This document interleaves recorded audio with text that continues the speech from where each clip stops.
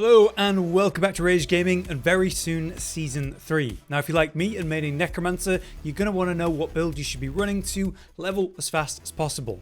Well, it's actually two. You want to swap from a starting build to a long-term one about midway through. And that should be the most effective way to play. Why? Well, it was revealed as the ideal strat by the pack of world first level 100s, who were all Necromancer by the way, back in Season 2. They used Blood Surge, like I predicted before the season launched after the changes, except they swapped builds midway, completely unexpectedly, to Bone Spear, which most thought wouldn't be as meta competitive after the target nerfs to its output. And it ended up still a top tier build, and it's really looking like it's going to be Bone Spear is the best option for Necromancer in the end game of Season 3 as well. We think that you should be running Bone Spear again from the moment that you hit World Tier 3, roughly when you start farming, say, Nightmare Dungeons and the Vault and so on. It will be interesting to see how, that new pet construct affects things, since that's going to change builds in a lot, and we've got a lot of testing to do, but we can theory craft and make some good plans, and that's what I'm doing today. This is my best plan and build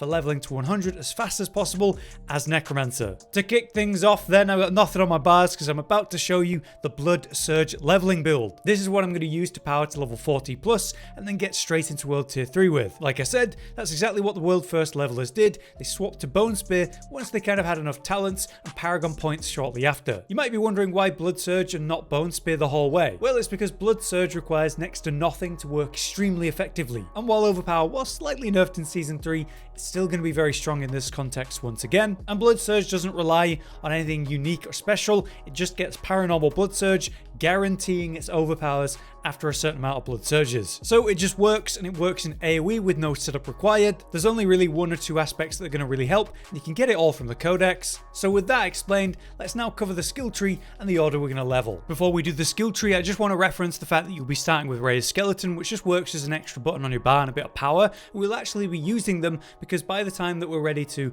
sacrifice and really get into the benefits of that, we'll swap to Bone Spear anyway. So we will be making use of the skeletons. Starting with the basic, which of course is going to be Hemorrhage. We'll take Enhance, so that when we pick up Blood Orbs, it turns into an AoE. This is going to be an incredible source of essence as you drain targets with it. Then once we actually get to our cause, of course we're taking Blood Surge, we're going to enhance it and go for Paranormal, the most important thing. We only need one more point to get to the next level, so of course we're going to level Blood Surge to get its damage up. So we'll take our first level into Corpse Explosion, so that we have something to do when we have no essence at all. But then the rest of our points are going to go into Blood Surge to power that up as fast as we can. At which point we can go for Enhanced Corpse Explosion to increase the radius of it, and then finish off Corpse Explosion, since it's going to be the other part of the damage we're dealing. Since we're going to need corpses, one level of Hewed Flesh means we've got a lucky chance to spawn a corpse regularly and doubled against bosses. Before we move on, we can pick up Acolyte's Hemorrhage so that we get some nice attack speed when we're healthy, and we can make it so our Corpse Explosions are not only helping us when we have no essence, but they're generating essence as well. So we're going to go 3 out of 3 on that, as well as 1 level in Fueled by Death, just so it's giving us that damage buff. Now it's time to get some real essence gen with Iron Maiden. Yes, Iron Maiden.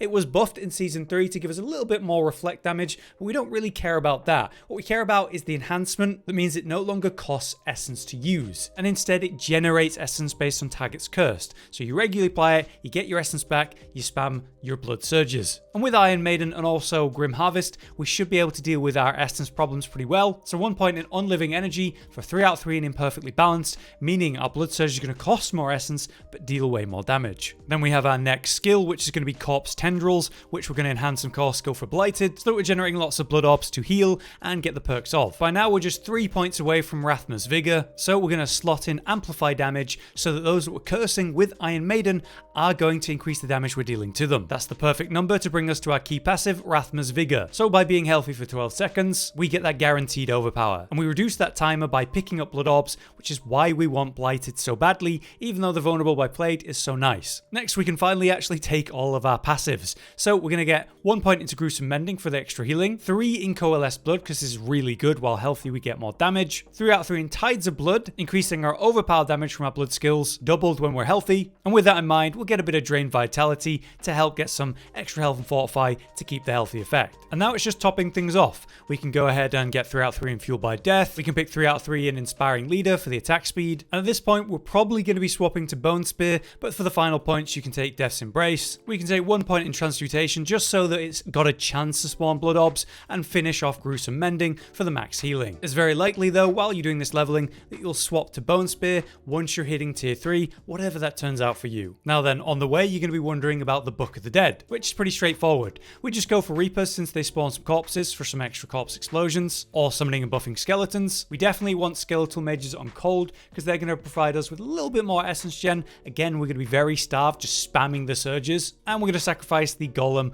under Bone, since this is going to give us some attack speed, which will help again with the essence gen of Hemorrhage, as well as just spamming out more blood surges and getting to that proc of Overpower faster. In terms of aspects to slot on, there's pretty much 4 that I want to talk about. The main offensive one that you're going to want, probably on your amulet, is Bloodbath. This causes your blood surge to echo, and it deals reduced damage, but that doesn't matter to Overpower, so it's quite handy. And with this being in the codex, there's no reason not to have it as soon as you can. It's likely that you'll put that on your amulet. It's also a good idea to be aware of Untimely Death. This is going to be more of an RNG one. It's very strong, and you might want to save this if you're planning on playing a Blood Surge build later on, but it just means bonus Overpower damage. For resources, you're definitely going to want, say, Umbral and Potent Blood. These should really help your starved nature, and both of them are found in the Codex, so again, no reason not to have them. If I had to pick one of them for this build, I suppose I'd go for Potent Blood, but yeah, I'd run both of them on my rings. And that's Blood Surge. So when are we going to swap? Well, we swap to Bone Spear after we're hitting World Tier 3 roughly. We'll have the basics of that ready to go by then, though I will say there's nothing wrong with running Blood Surge later and swapping to Bone Spear quite late if you wanted to. The basics for Bone Spear though is of course the main aspect, Splintering aspect, taking your Bone Spear and making it a source of vulnerable, and then the Bone Shards from Bone Spear deal increased damage to those vulnerable enemies and pierce them. It's pretty much your bread and butter aspect, you're absolutely going to need it, just like Grasping Veins, which gives you a massive amount of crit strike chance, which is required for the build, and also increasing your crit strike damage. You're definitely going to need some resources though, of course, and the primary one that will get you through leveling is going to be Torment, though the literal best one is Exposed Flesh, and this is quite an annoyingly rare aspect. We're praying that it's in the season journey again, or they've made it easier, or they've put it in the codex or something. We don't know, but we absolutely want this, and it's just kind of RNG. If you don't have Exposed Flesh, then you can run Torment and probably Umbral as well, since that is in the codex. You put these aspects on slots that are going to stick around even though you're changing gear a lot. Grasping Veins would go on your amulet, then you have your 2 rings and your gloves. Your weapon's going to change constantly, so of course it's a waste while leveling to imprint on that. Just be aware that crit strike chance is going to go a long way, especially early, so you try to get it on everything you can for as long as you can. Your gloves are going to definitely want levels of Bone Spear on them. If you can snag that and some crit, that'd be great. But once you start to really pull in some Paragon points, you reach some proper essence gen, crit damage boosts on the board. By board 2, you really start to come alive because of things like Reinvigorate and Calcified. So here's a quick rundown of the skill tree. Our basic is still Bone Splinters with Acolytes, of course. We level Bone Spear as much as you can and go Paranormal. Obviously you want max essence, so we're maxing out on living energy, as well as imperfectly balanced. We do want some corpses, so Hued Flesh will be helpful. We take 1 level into Corpse Explosion, because we don't care about the damage that much. We just want it as a source of Fueled by Death, which is going to increase our damage, and also help with Essence Gen when we're starved for it during leveling. So 3 out of 3 Grim Harvest, and of course Fueled by Death, and I also enhance the Corpse Explosion and go for Blighted just to improve its damage, though that was slightly nerfed in this season. On the next tree, I'm going of course for Iron Maiden with the enhanced version, so it no longer costs essence and gains its essence as we hit targets with it. This is how we're going to really help the essence gen early, as I've been saying, and it's also been buffed to provide a bit more damage reflect. Since we're cursing targets with that for free, why not take amplified damage, which is going to enhance that damage even more. I've also got 3 out of 3 Death's Embrace to enhance the damage we're dealing to close enemies and reduce what we're taking, though you could entirely take this out if you're fine on damage and survivability and put it into Death's Reach. 1 point into Corpse Tendrils all the way to Play to get the generation of Vulnerable, of course. Here's our Bone passives, Serration, Compound Fracture and Evulsion, all maxed out. We're not using minions in this obviously, so Standalone and Memento Mori to their full, and there is Bone Storm to its full at Supreme, and the key passive of Ossified Essence. This is pretty standard except for the mixing of Iron Maiden and the loss of Blood Mist. Blood Mist isn't going to provide enough. You might be like, what about the new Dreadful Blood Mist, which is going to give us a little bit of crit? If I was going to enhance this, I'd want Ghastly to guarantee a source of corpses, so I'm not sure about that, to be honest. In any case, this is so much more valuable than anything else, just because it's completely free, generates essence, and also enhances your damage. It's kind of nuts. For leveling specifically. Okay, so Book of the Dead, super straightforward. You're going to sacrifice your skirmishers for the crit strike chance, skeletal mages for vulnerable damage. You might consider the max essence sacrifice long term, but when we're really under geared and leveling, this is just flat out more effective. And then the standard pick of Iron Golem sacrifice doesn't even need explaining. More crit strike damage, the base of this build. For the Paragon, I'm just showing you the first 2 boards to give you something to work with. We start with a board that's great for intelligence, and you can reach that 40 out of 40 really easy, as I do here with an underlevel glyph. And I'm going for corporeal because it can increase your physical damage by 10% times, which is crazy, and Bone Spear is physical damage. So this is how I activate that, and you also might note that I'm getting some extra magic nodes because they're getting enhanced by corporeal, doubling the effect of them, and obviously when you get this to level 15, it'll reach further and get more. This brings us to the most important board where things get really cooking, that's Bone Graft as always. Just to show you the basics, I've shown you how you get over to the actual glyph, which is essence by the way. Critical strikes deal 22% more damage to enemies that are not healthy, that's just flat, so early that's going to work very quick, and also it's going to massively improve your crit strike damage by additive value, which when we start out we're going to have very little of, so we need as much as that early as we can get before worrying about multiplying things if we're not multiplying anything. That's how I enhance around there, and then of course we come up to the right to get calcified and the nodes around that, and very important reinvigorate for more max essence and essence on kill, which is going to be really helpful during leveling. We come up to the top hitting Entomb and grabbing the extra crit strike damage with bone skills nodes, and obviously Bone Graft. I move my way up to the left to get to the next board, and I'm sure I'll be back in the future to talk about future builds as things change and provide more Paragon information.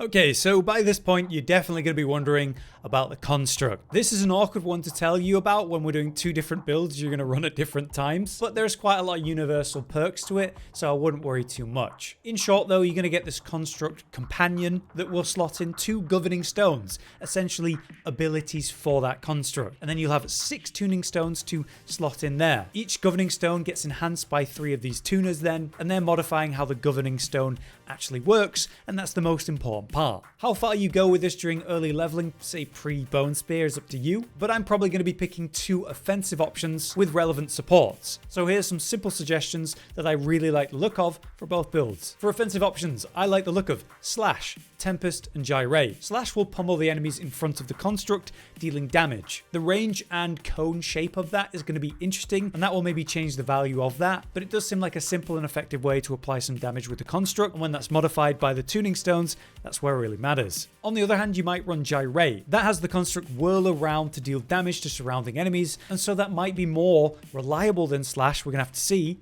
if the AoE is circular and therefore more reliable. It really depends on how Slash works for Gyrate to compete. On the other hand, we have Tempest, which I really like the look of. It causes a build-up charge from the Construct and applies to an enemy, dealing damage over time as well on the impact. So when that enemy's killed, the Tempest spreads, now stronger, lasting longer, dealing more damage. So you kill an enemy with this Tempest, spread to another, kill that, spread to another, kill that, it gets pretty deadly, and that damage could be really relevant when it hits an elite or maybe even a boss. So the potential for that is really high. It almost sounds a little bit like Barber, and you'd think they wouldn't make that mistake again. The only defensive one I'm interested in is the Protect one for now. It provides a barrier for a portion of your max life. Just getting a barrier can be great. There's so many barrier related aspects that can be nuts. The issue with this is that Necromancers are usually using Bone Storm and Shielding Storm if they are, so we already have a reliable barrier effect. Maybe while leveling though, it could be handy. Maybe you find some useful aspects for barriers, and you just slot them on and change up your Construct power with that in mind for a little bit. What about the supports though? This is much more important. The most obvious one that seems extremely relevant because their companion AI isn't very good. It's initiative support, basically causing a Construct to teleport to a target if it's out of range, guaranteeing that it does its attack successfully instantly, though there'll be a cooldown on these teleports a few seconds. This might be required then for any offensive melee ability you're using, since it's going to make it more reliable. Following on from that, I love the look of Swiss support, which means the supported skill gets an attack speed bonus. So when you're using an offensive skill, it does it faster, obviously that's good. Or hey, resource support, when the construct deals damage with its offensive ability, it just generates some of our resource for us. That is absolutely fantastic, especially early when we're going to be starving for essence. So I'm really looking at that one. Another one that seems very required is arcing support. It means the offensive skill can hit additional enemies. So like I said with Tempest, instead of spreading that building up effect to one target, you're applying it to multiple at once, spreading it, hopefully scaling it out of control quickly. How effective this support actually is, we'll need to see, but it sounds kind of busted. In particular for Bone Spear, we definitely want crit strike chance as soon as possible, right? And the construct can help with that. If you use the efficiency support, it means when the construct uses a skill to deal damage, we gain critical strike chance to the same target hit. So the construct debuffs an enemy, and as we attack that specific enemy, we have higher crit strike chance. If it's spreading in AoE, well then fantastic. Another key one might be tactical support. Reduces the cooldown of the skill it's supporting, so it means it's using its ability more often. That could be great. And much later on, I might be interested in a top tier defensive option, Safeguard Support, for the damage reduction that'll provide. For leveling, I'm definitely not too worried about that though. But there you have it. That's my overview and theory and plans. I'd like to say once again that this is based off of world first level 100 players who maximized their power for Season 2. Logical changes have been made for Season 3 with that in mind. And we certainly don't know what's going to really happen, how the construct's going to change things. Theory only takes you so far. If I make any big changes then as I go, of course I'll be back to talk about it. For now though, I hope this has been useful to you. I've been Hollow, you've been you, and I'll see you in Season 3. Josh, Cotton, and Hollow with the videos, dropping the humor like a hammer on your tippy toes, bringing entertainment on a daily arrangement to take our insanity and turn it into entertainment. Yes, I said entertainment twice, to reiterate that it is nice to look into your faces on a mostly daily basis when you let us in your homes to make the whole world a stage. Goodbye.